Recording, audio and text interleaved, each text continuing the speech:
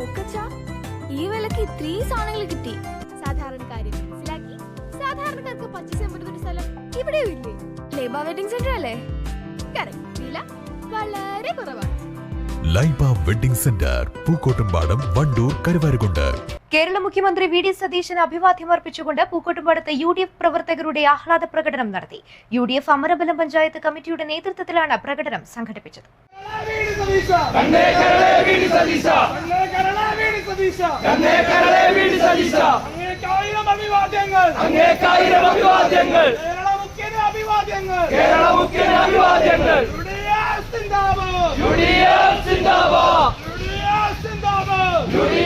വളരെ ആഹ്ലാദത്തിന്റെ ഒരു ദിനമാണെന്ന് കേരളത്തിൽ.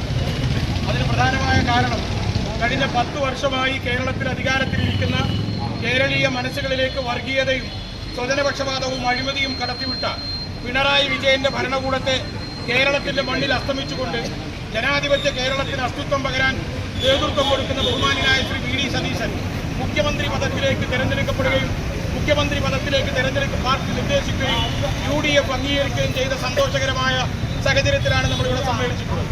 നമുക്കെല്ലാവർക്കും അറിയുന്നത് പോലെ ഐക്യജനാധിപത്യ മുന്നണിയെ സംബന്ധിച്ചിടത്തോളം കഴിഞ്ഞ 10 വർഷക്കാലം കേരളത്തിലെ ജനങ്ങൾക്ക് വേണ്ടി അവരുടെ അവകാശങ്ങൾക്കും അവരുടെ സംരക്ഷണത്തിനു വേണ്ടി പോരാടാൻ നേതൃത്വം കൊടുത്തത് ഐക്യജനാധിപത്യ മുന്നണിയുടെ പ്രതിപക്ഷ നേതാവ് എന്നുള്ള നിലയിൽ 5 വർഷം മുഖ്യമന്ത്രി വി.ഡി. സതീശന് ഐക്യദാർഢ്യം പ്രഖ്യാപിച്ചുകൊണ്ട് മുദ്രാവാക്യങ്ങൾ മുഴക്കിയുമായിരുന്നു പ്രവർത്തകർ അണിനിരന്നത്.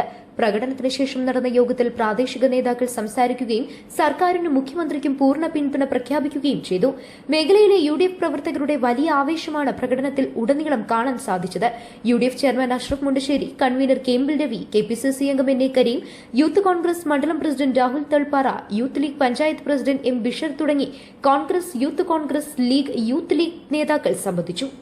News bureau, Pookkottumpadam.